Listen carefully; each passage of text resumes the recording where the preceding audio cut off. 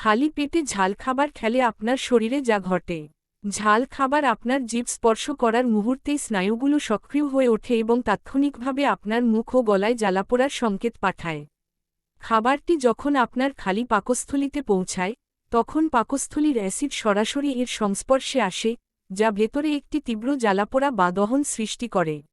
ঝালের মূল উপাদান ক্যাপসাইসিন আপনার পাকস্থলীর আস্তরণে আটকে যায়, যার ফলে সেখানকার টিস্যুগুলো ফুলে ওঠে এবং লালচে গরম হয়ে যায়।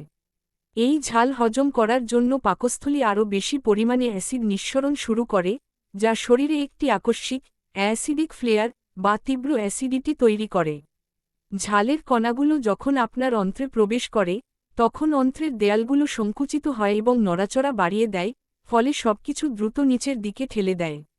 সামান্য পরিমাণ ক্যাপসাইসিন রক্তপ্রবাহে মিশে যায়, যার ফলে আপনার হৃদস্পন্দন বেড়ে যায় এবং শরীরের তাপমাত্রা বৃদ্ধি পায়।